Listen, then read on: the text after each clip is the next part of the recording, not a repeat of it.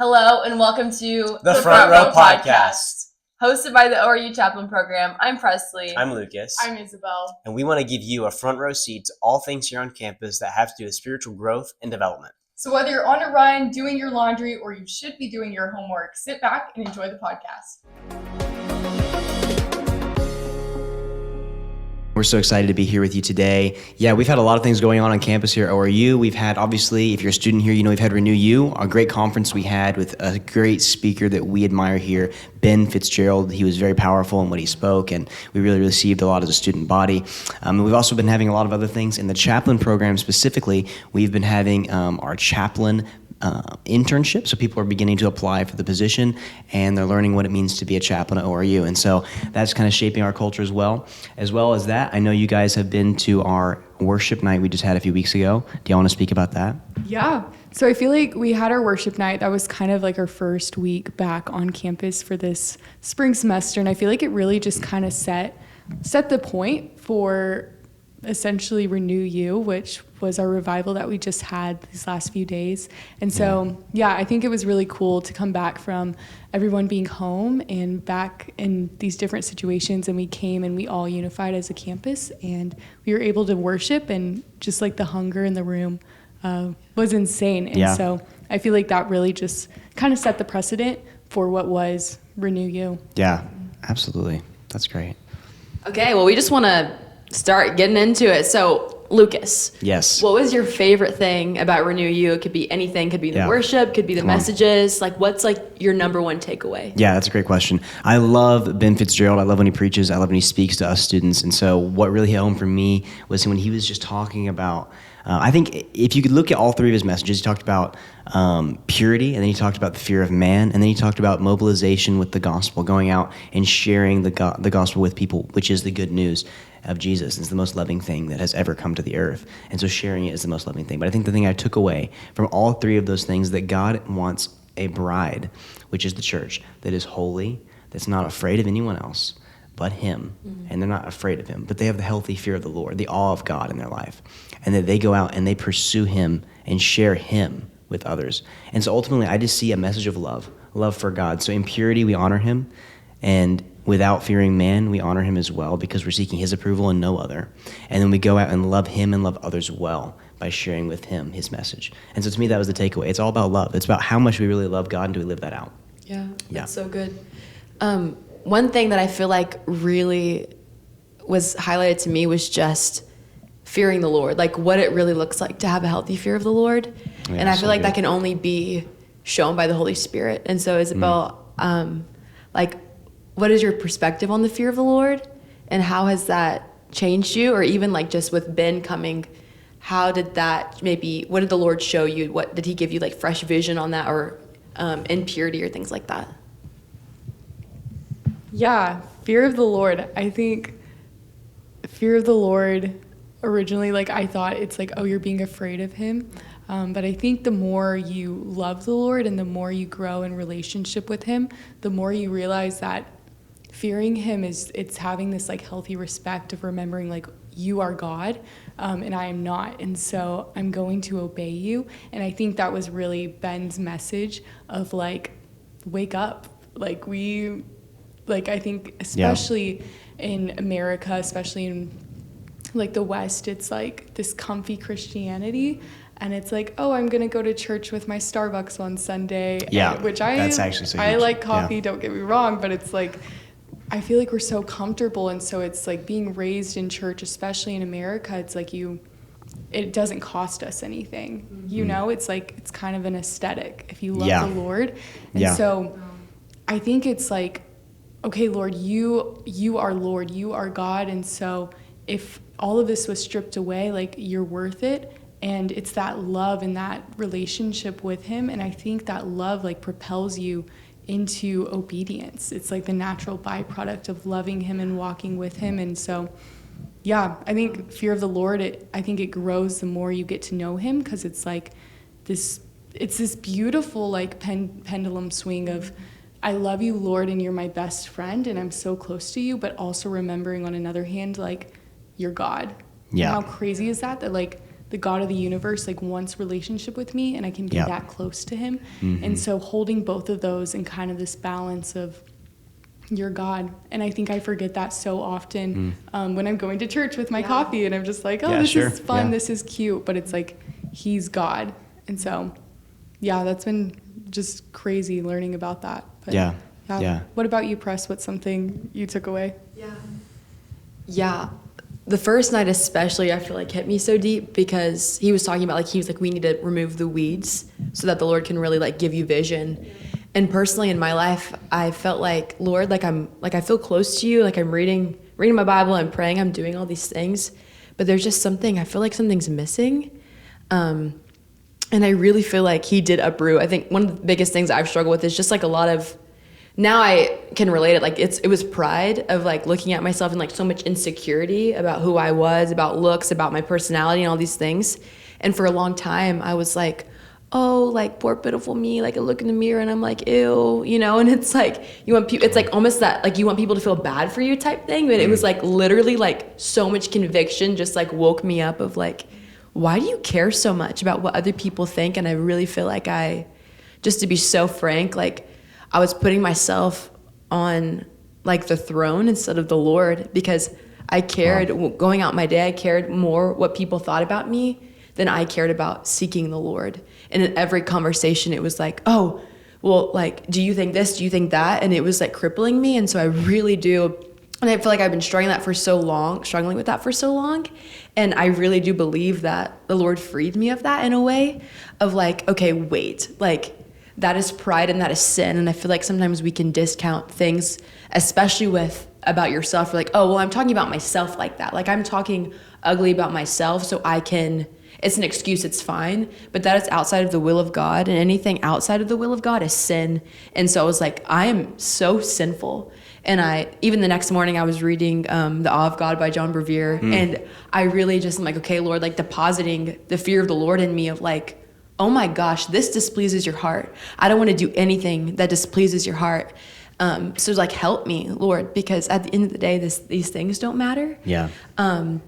But I just really appreciate him speaking about the things that need to be spoken about, because without conviction, we are not a healthy church. We're not a healthy people. Because like you were saying, the Western church in America, he was talking about we've carterized conviction. Like we don't have it anymore. And it's like, oh, okay, bro. Like it's all love.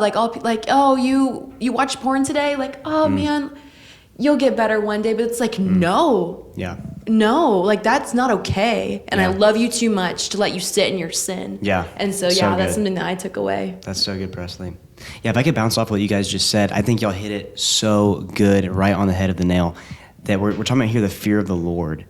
And I think it's so funny that you were just reading The Awe of God by John Bevere. I was at Victory Church, and he was speaking over there. And so I got to hear a little bit of him talking about like fearing the Lord and everything. But it's incredible to me. And you also, Isabel, talked about this, and just the love of God is so great that if we don't actually respond to that in an actual way, and we kind of throw it up to, oh, it's grace, then we're not actually honoring the love that's been given to us. We're not actually loving God back. And when you said that Christianity has become sometimes like kind of an aesthetic, that's something I've actually been thinking about so much, is because an aesthetic is something that looks good. But the Christianity that I read about in the Bible is not physically attractive. You know what I'm saying?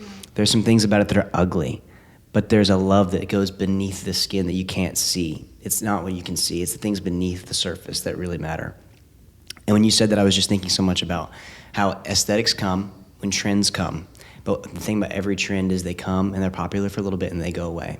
I would never want that to happen to Christianity. You know, we can't allow it to be a trend, to be an aesthetic, because it'll just simply go away. And if we truly love God, then it'll go beyond the latte in the morning, you know, because there is that little, like, I don't even know how to describe it. And I feel like, but there is that little, like, oh, this is church culture. I'm in the Christian circle. I got my, you know, my coffee, whatever. It's exactly. cute. You know, I got my, like, cute outfit and my tote bag, you know, and it's like I want us to go He's coming deeper after than the that. tote bag. No, it's nothing wrong with a tote bag. Tote bags I are nice, love you my know. tote bag. Everything's good about a tote bag, but it's like, I hope that it doesn't become like a culture thing that's popular, because it's also kind of tied in, like fitness is great, good thing. but there's kind of like a culture of fitness Christianity. It's Oh, kind for of sure. popular right now, you know? And I would hope that wouldn't phase out. And then the deeper thing behind it did too. Yeah. And so I hope that we all just go really deep Yeah. in that as well. But something I was really thinking about, and that hit home for me. Well, and it's like if that's what it means to us, like if it's a trend, Yeah. like what happens when Jesus isn't popular tomorrow? You know what I mean? Yeah. It's like is that how little it's like? Is that what we equate the value in our head of like, oh, it's cool, Yeah. and it's not cool everywhere in the world right No, now, it's you know? not. And so it's like it's not going to last. So Yeah. yeah, and I was reading in John 21 where Jesus is talking to Peter, and he's asking Peter, like, Peter, do you love me? And Peter's like, yeah, like, I love you, Lord. And he's like, feed my lambs. And he's like, Peter, do you love me? And he's like, yeah, feed my sheep. That's so good. And he asks him again, do you love me? And he says, yes, feed my sheep. And it's like, being a shepherd, like, that's not glamorous. It's really not aesthetic. And I'm sure No. they stink and Yep. they don't listen. Yeah. And like, you know, like, it's not cool, but like, Yeah. Jesus is like, if you really love me, like, that's Yeah. like the love offering that you can give me is feeding my sheep. Like, I don't, like, Peter, I don't want you to like preach on these stages in front of millions of people and have this like aesthetic like Instagram account. Like, those things are great, Yeah. but it's like, if we really love him, that means saying yes to the unaesthetic parts. Yeah. And the things that aren't cool. It means like maybe being a shepherd for Yeah. sheep, if that's what he asks you to Yeah. do. And so, yeah, I would love to hear like y'all's thoughts on the piece of witnessing, because I think a lot of times he talked about two pillars, and I think one of them's way more aesthetic, is like the worship. Yeah. And then he said the second pillar is witnessing. And I think for me, that's kind of one of those things where I'm like, oh yeah, like I'll worship, but then when it comes to witnessing, I'm like, Yeah. I don't know if that's my portion, you know? Yeah. And so yeah, See, I I'd love to totally hear get that. y'all's thoughts on what he said when he was talking about that. Yeah. Yes. Yeah. You got it. Okay. Yesterday after service, we were there, and I was like, God, Ben's talking about all these things, like, are you going to ask the Lord to send you? Are you going to ask the Lord to send you people? Are you going to respond? I was like, yeah, like, Lord, send me, And so this is something like before in ORU, like, this was, like, my freshman year was a real area of growth for me, learning that evangelism really isn't just for the quote-unquote evangelist. We're all called to do the work of evangelism, but we have to grow in that, And so anyway, yesterday I was out there, and right after service, my sister and I, we went to go get some food, and we're at this place, and this guy brings the food up, and he has like this like lanyard on, and has like a pride thing on it, and I'm like, and it just came, Lucas, what are you gonna do, And I was just like, ooh, good. Thank you, God. I was like, no, I'm ready for this. Thank you. So I had, of course, a tiny He's born little. ready. Yeah, I was ready. I was ready for this. Just got out of service. How could I not be? But I was like, I can't say no now. I will get like God's not gonna. I honestly though, it made me think about. He was talking about, and maybe I think someone else actually mentioned this to me after, is that belief in God, or how did he say it? He said belief and trust are very different things. And I'll get back to the story in a second. But he was saying that you might be a believer, and you might have that status with God, but God might not trust you. You know what I'm saying? He might know that you actually won't handle what he's given you, And so I had that thought run through my mind, how am I going to handle this where God can actually trust me, And so this guy was there, and so he left, he came back, and I was like, hey man, thank you so much. What's your name, by the way? Talk to him a little bit. And of course, it always has to come out of love. And I was thinking how much I love this guy, how much Jesus loves this guy. And so I began to ask him about his lanyard. I was like, hey, like, what does your lanyard mean? I wanted to hear what he was going to say about his lanyard, for him, what it meant to him. And he gave me an explanation. I was like, do you think it has anything to do with love? And he said, yeah, I guess you could say that. And I was like, well, there's somebody who loved you more than anybody else could have. And I told him about Jesus. He wasn't really open to hearing the whole gospel, But I was able to plant a seed, and he started to walk away. I was like, sir, I just want to tell you, Jesus loves you. He died on the cross for your sins. And he loved you more than anybody else will ever love you. And I just felt like I obeyed. He wasn't open to hearing the whole gospel, but I planted a seed. So many times I think we fail whenever they're not like, yes, let me follow Jesus right now. But, he left. And maybe he'll hear that 5 more times in the next 5 years. And then, well, hopefully more than that, but maybe he'll hear that in the next 5 years. And maybe all of a sudden he'll be like, you know what? This just makes sense. And because of a seed I planted, he was able to then know the God of the Bible had changed my life, it changed everyone's life who's ever believed in him, and he could have salvation. But if I didn't do that, the thought was in my mind, when I stand before God, I'll be held accountable for this. This is the opportunity God gave me. Can he trust me? Yeah. So, yeah, I'm ready for a whole new level of growth in that area. Sorry, that was kind of a long response, but No. I'm ready for a whole new level of growth in that area Yeah. for sure. No, that's so good. And I think it can be really scary. And I know that that's something that we all feel. And again, where does that lead back to? The fear of man. Absolutely. What are they going to think? How are they going to react? Is he going to yell at me? Is he going to shun me? Is he going to like be rude or whatever? But something that I feel like we really have to understand, and Ben was touching on this a lot, of like, man, like we have true life in our hands. Like we have the treasure of life. Who are we to withhold that? Yeah. Because we're too scared of what people think about us and how they're going to respond to us. And that's so good what you said. Like we think like success is, them winning them over right here, and what you prayed with that guy and he was saved. But the reality is, I feel like the majority of the time that doesn't happen. You know, a lot of the times that I've gone out of my way to witness, and they weren't Christians, they were like, no, I don't want to hear about it. And I'm just like, okay, like it's sad, but here's the thing, like, yes, at least they heard the gospel. That's because right. the Lord, like, he's gonna bring more laborers, he you know, will. but it's like, are we willing to be obedient? Are we willing to be embarrassed? And something that I was just remembering is how embarrassed Jesus would have been hanging on a cross, completely naked, bleeding out, these people believing lies about him. Like, that's the reality. And I feel like sometimes we don't think about that, of like, he lived his whole life, especially the last 3 years when he was in his ministry and he was claiming to be the Son of God. And these people were mocking him, and they were spitting on him, and they were like, who do you think you are? You're like, that's embarrassing. I know how I feel when people don't see me for who I am and they believe a lie about me. Like, that's embarrassing. And I can't imagine hanging on a cross and being spit on when you love those people enough. Like, you came to die for them. That's how much you love them, and you're suffering. And they're killing you. The people that you love so much are murdering you and killing you. Like, just think about how you would feel. If you're like, think of like your favorite person in the world. You love them so much and you're willing to die for them. They spit on you and they kill you and they're whipping you. And it's just like the fear of man must die for people to know the gospel. And I was reading in Isaiah on one of the days, and it was talking about the fear of man, and I just thought it was so good. But I need to find it. But it's just like, we're all gonna die. And we're all passing away. And so it's like, if we know these things and we're all passing away and we're all gonna die, like what is the point of life? What is the point of life? So it's Isaiah 51. Lift up your eyes to the heavens and look at the earth beneath, for the heavens vanish like smoke, the earth will wear out like a garment. They who dwell in it will die in a like manner, but my salvation will be forever, and my righteousness will never be dismayed. Listen to me, you who know righteousness, the people in whose heart is my law.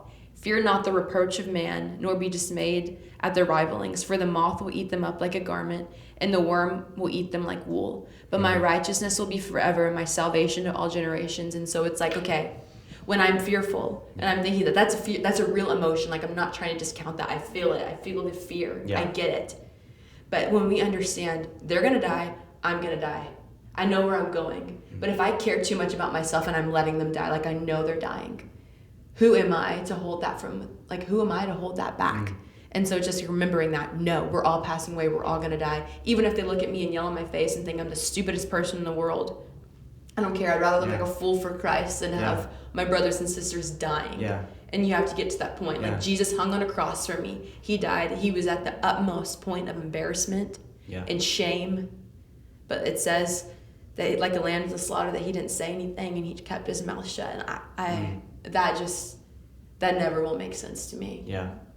Because we continually disappoint him. And so. And what a small price to pay, our embarrassment, like, what? Like, Jesus literally died, hung on a cross, suffered, was tortured. That's crazy to me.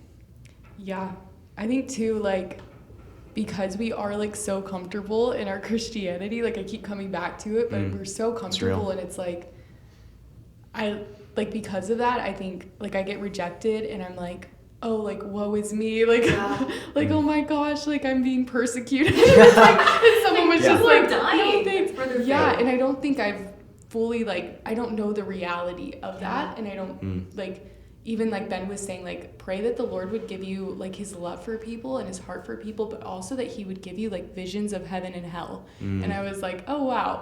Yeah, that's deep. Wow, that's Yeah. nice. Yeah. Yeah. That's great. Yeah, Like, good. okay, Lord. Yeah, and it's like, I mean, like, I'll fast like one meal and I think I'm dying. Like, and I'm like, wow. Like, I just like, Lord, I like, maybe I'm not hungry enough for you. I'm not desperate for Yeah, you. And it's wow. just, I think I've been kind of asleep to some things, and I've been asleep to like, oh wow, this is like, I'm not just like a college student like living it up and gonna have like my future ahead of me. It's like, no, this is a battle. This is a war, and Yeah. it's like people's like lives are at stake, and it's like like people don't know him.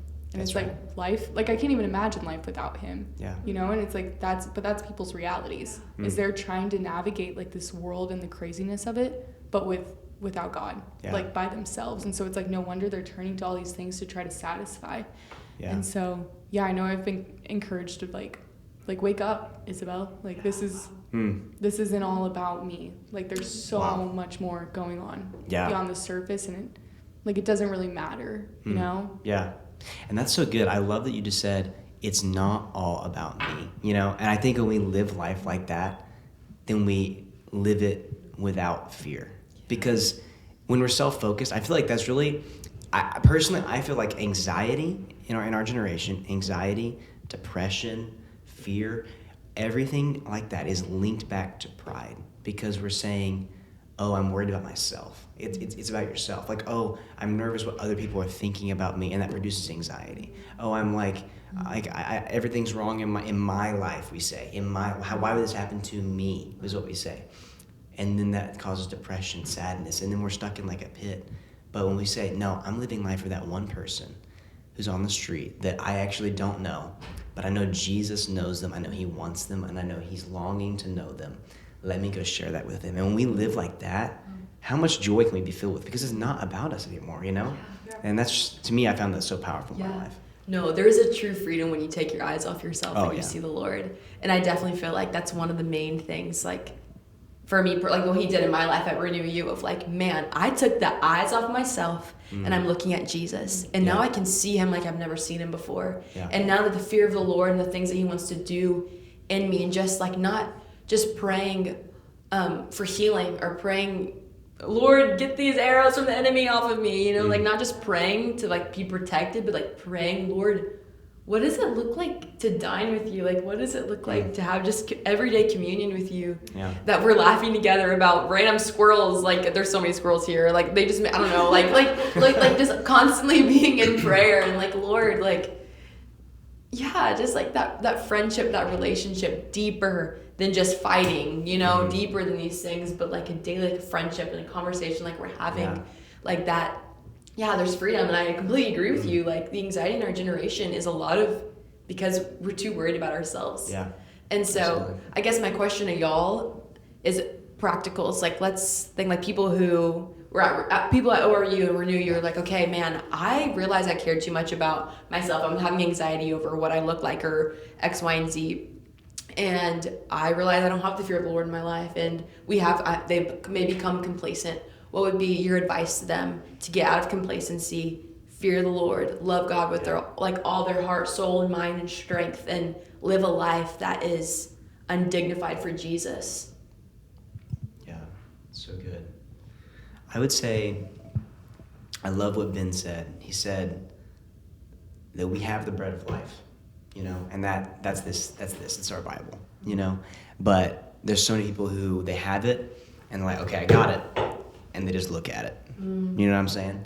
But they don't actually eat it. Like it's food is meant to be consumed. You know what I'm saying? And so I say, if you are in a complacent spot in your life, or you feel like that you can't, maybe even like you think I can't even hear God's voice, or I'm kind of struggling with all these things and I just don't know what to do next, and I have all this anxiety and everything, I would say, don't say that God's not speaking to you if this is always closed. Yeah. That's what I would say. And I would say consume the bread of life, because it's right here, and when you consume it, it will change your life. And it won't change your life the first day.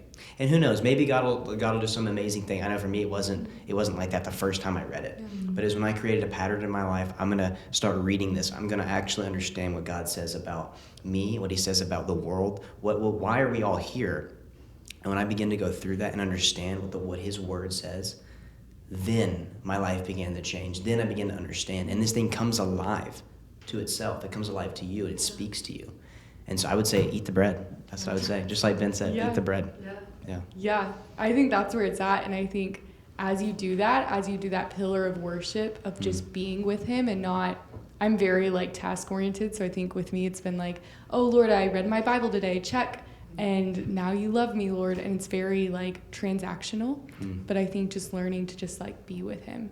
Yeah. And it's like, if I lay on the floor and turn on a worship song and like I literally just like think about him, like that's productive in the kingdom of heaven. Yeah. Like more so than like, oh, I read my 2 chapters for the day, so check.